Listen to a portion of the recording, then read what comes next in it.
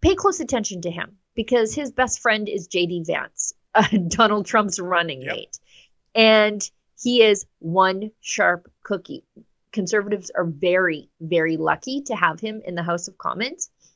And he had Justin Trudeau's DEI minister at committee, and he wanted to know about this restorative Black justice thing that the Liberals are going to do.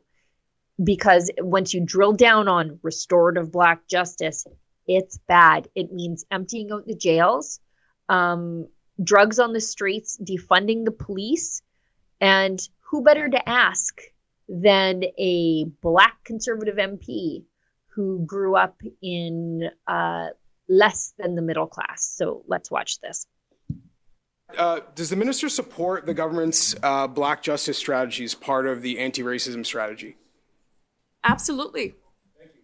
Are you familiar with some of the radical criminal justice policies that your government's Black justice strategy is considering at the moment? Madam Speaker, I think it's important to recognize that the work that we're leading, working alongside Black communities right across this country, is fundamentally something that we have heard from communities members on the ground of addressing systemic racism within our criminal justice system, which is important that we address. This is the work that my colleague, Minister Virani, is leading. There's nothing that has been there's no decisions have been made yet around the strategy, but I know we're going to be working alongside community members to make sure that communities. Is the minister familiar with a document called the Roadmap for Transformative Change that was released this summer?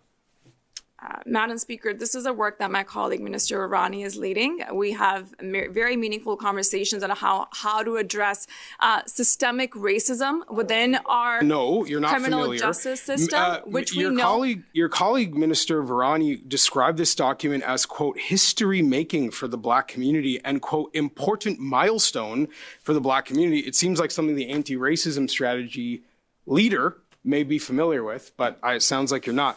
So just to recap Point of a couple order, of the... Madam Chair.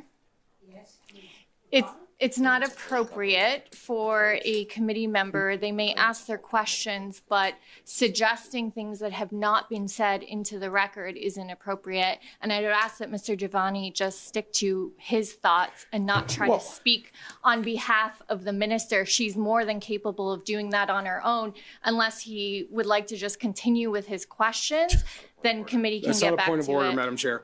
You know, as a Black Canadian, I've been assured that the anti-racism strategy is a whole of government approach. And if my community is told by the Minister of Justice that something is, and I quote, history-making and important milestone for Black people, that the leader of the anti-racism strategy would be familiar with it. I think that's a fair question. Nonetheless, some of the policies that are included in this include mass decarceration, reducing the number of incarcerated people by 30% over the next 10 years, decriminalizing a supply of 30 days worth of hard drugs, including cocaine, heroin, and meth, and also defunding police departments by removing 25% of federal grants from eligibility to police organizations. Seconds. So the question I have is, do you support these radical criminal justice policies that your government has published as part of the Black Justice Strategy?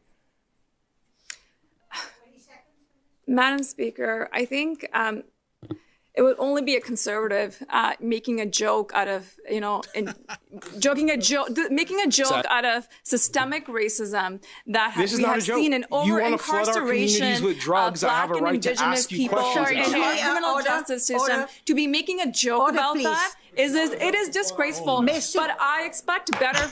I would expect better allow the minister from people. to answer the question, please.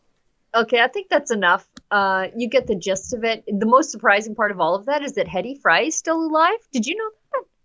No, I thought she was still on some ATV in the hinterland of BC looking for Ku Klux Klan crosses burning, which never happened. But lawn. She imagined it. But you know what, Sheila? I'll tell you this. I want to personally thank Bell Media. Yes, the owners of CTV, the fake news factory that tried to pull a fast one last month in terms of inserting comments into Pierre Poilievre's mouth that he did not make. They got caught red-handed on that. But a couple years ago, Mr. Giovanni was a on-air host with News Talk 1010, CFRB here in Toronto, and he was terminated because he wouldn't go along with the woke garbage that they were trying to make him say. Isn't that rich, Sheila? Here's mighty multi-billion-dollar Bell Media and owned by BCE, which is increasingly more of a multi-billion-dollar company since it sold its share to Rogers for MLSE. But telling a Black Canadian, this is what we want you to say about Black issues. Well, no, it's not going to work. But to the matter at hand, he is absolutely bang on in terms of arguing for, well, I guess the classic icon, Sheila, of Lady Justice, holding the scales with the blindfold on. Now, the blindfold for the progressives, that's being replaced with X-ray glasses.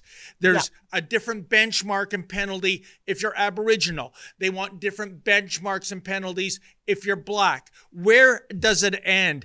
When it comes to justice, that above all else should be colorblind. Otherwise, it's injustice.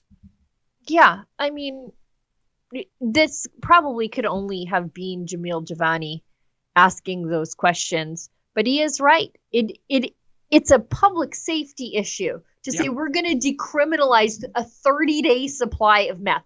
What is a 30-day supply of meth, by the way? For me, it's 0, but for a chronic meth user, that could be a lot. Decarceration, now that's a new word, but dumping 1 in 3 criminals out of the jails, defunding the police by disqualifying, using the power of the public purse to disqualify police forces from federal grants. That's crazy. And by the way, what's the first community hit by that? The minority community that's crippled with crime.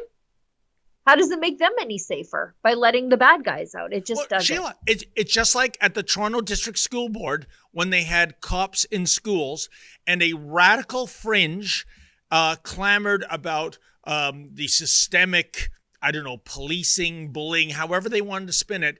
And yet, lost in that rhetoric were the comments, particularly from Black mothers, who said, I want the cop there. I want my child to go to a safe school. I don't want my child shaken down at recess for his lunch money and what have you. But no, this was, imperialism, colonialism, white supremacy to have cops in a school to maintain safety. They took them out of the school, and now some schools are battle zones. And look who is paying the price. That's unbelievable. Oh, hi, it's Ezra Levant here in Toronto with an important message because we need your help. Independent journalism in Canada is under attack. Government censors, big tech deplatformers, and the dying legacy media are all working together to maintain exclusive control on the information you receive. They don't want you to hear other voices like ours, and they really don't want you to be informed and to think for yourself. That's why the work we do here at Rebel News is so important. Our on-the-ground reporting, independent news shows, and special content you won't find anywhere else. It's all designed to give you trustworthy information and alternative viewpoints so you can decide for yourself. We don't get government money, and we are not owned by some big global conglomerate. We're funded by people just like you, so please support independent journalism and help us continue our work by subscribing and becoming a Rebel News Plus member today, right here on the page. Go to rebelnewsplus.com. Members get instant access to all of our shows, invitations to exclusive events, and access to our premium content like live event footage and documentaries you won't see anywhere else. Only Rebel News Plus members can join the conversation by participating in the comments section of our new website. That way you can have your say too. More than anything, though, you'll be able to take pride in supporting real, honest journalism, and you'll help our talented team continue to do the work to push back on the establishment. We really can use your help. We need it, in fact. So thank you, and enjoy Rebel News Plus.